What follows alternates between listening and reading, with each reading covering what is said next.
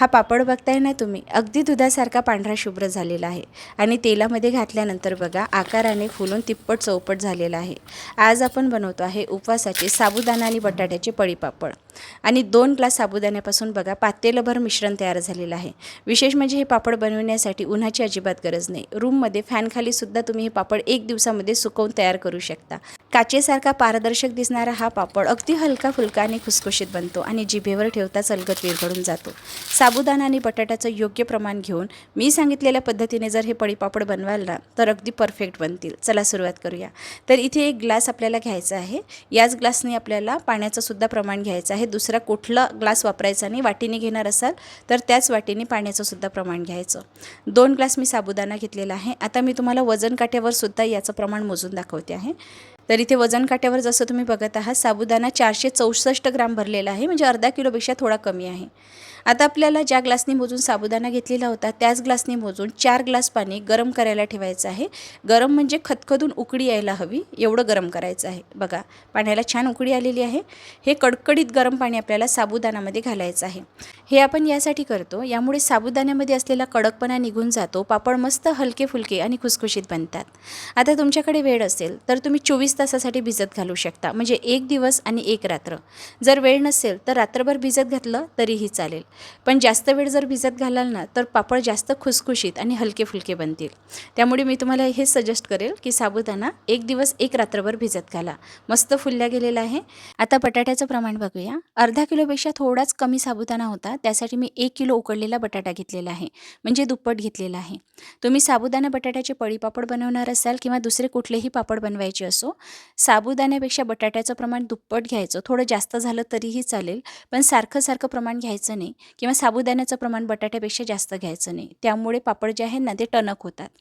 आता मिक्सरमध्ये थोडा साबुदाणा आणि उकडलेले 2 ते 3 बटाटे घालायचे. थोडं पाणी घालायचं आणि हे मिश्रण वाटून घ्यायचं आहे. आता पळीपापड बनवत असताना सर्वात महत्त्वाचं काय असतं तर पाण्याचं प्रमाण किती घ्यायचं. मी स्टेप बाय स्टेप तुम्हाला सांगणार आहे. मी किती पाण्याचा वापर केलेला आहे आणि सर्वात शेवटी टोटल पाणी मी किती वापरलं तेही सांगणार आहे. साबुदाणा भिजत घालण्यासाठी तुम्ही बघितलंच होता, पण 4 ग्लास कडकडीत गरम पाण्याचा वापर केलेला होता आणि हे मिश्रण वाटण्यासाठी मला संपूर्ण 5 ग्लास पाण्याचा वापर करावा लागला. बघा आता इथे उरलेला साबुदाणा बटाटासुद्धा वाटून तयार झालेला आहे.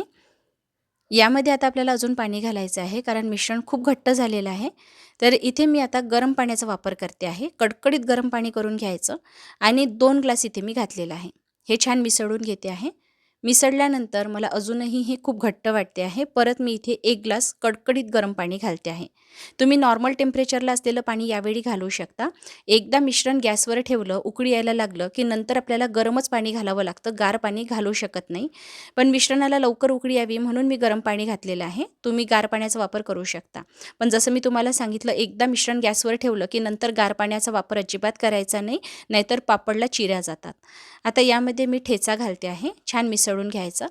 आणि हो, सर्वात महत्त्वाचं मिश्रण गॅसवर शिजवायला ठेवलं, की तळापासून एकसारखं चालवत राहायचं जोवर उकळी येत नाही. नाहीतर तळाशी लागू शकतं. चला आता यामध्ये आपण मीठ घालूया. तर इथे जवळपास मी 4 चमचे एवढं मीठ घातलेलं आहे. मीठ चवीपेक्षा कमी घालायचं, कारण सुकून पापडाची साईज कमी होते. पाण्याचा अंश निघून गेला, की पापड खारट लागतात.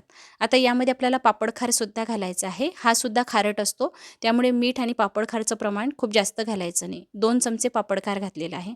छान मिसळून घ्यायचं. पापड खार नसेल तर अर्धा चमचा तुम्ही बेकिंग सोडा घालू शकता. परत 1 ग्लास मी कडकडीत गरम पाणी घातलेलं आहे. परत छान मिसळून घ्यायचं. परत 1 ग्लास कडकडीत गरम पाणी घातलेलं आहे. परत छान मिसळून घ्यायचं. आता यामध्ये पाणी घालण्याची गरज नाही. काळ्या मिरीचं कूट घालायचं आणि सोबतच चिली फ्लेक्स घालायचे. दिसायला छान दिसतात म्हणून. बाकी तुम्हाला जर घालायचे नसेल स्किप करू शकता. चला आता हे जे मिश्रण आहे ना, परफेक्ट कन्सिस्टन्सीचं तयार झालेलं आहे. खूप पातळही नाही किंवा खूप दाटसर नाही. पळीपापड बनवण्यासाठी आपल्याला अशीच कन्सिस्टन्सी हवी होती. आता यामध्ये आपल्याला जास्तीचं पाणी घालण्याची गरज नाही आणि उकळी यायला सुरुवात झाली, की जवळपास 15 मिनिट मस्त खदखदून याला शिजवून घ्यायचं. तर आता सर्वात शेवटी मी तुम्हाला हे पळीपापड बनवण्यासाठी मला संपूर्ण किती ग्लास पाण्याचा वापर करावा लागला हे सांगणार होते. तर 2 ग्लास साबुदाण्यासाठी मला 14 ग्लास पाण्याचा वापर करावा लागला. म्हणजे एका ग्लाससाठी 7 ग्लास पाणी.